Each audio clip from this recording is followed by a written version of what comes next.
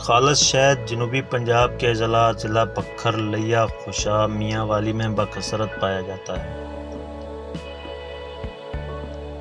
ان اضلاع میں سینکڑوں ایکڑ پر مالٹے کے باغات پھیلے ہوئے ہیں۔ چھوٹے اور بڑے شہد کی مکھیوں کے لیے یہ باغات بہترین آماجگاہ ہیں۔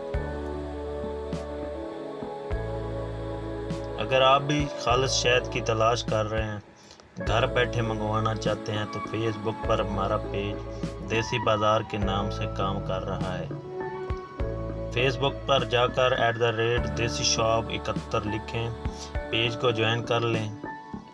جو ہی خالص شہد آتا ہے پیج پر ہم اس کا ایڈ لگا دیتے ہیں۔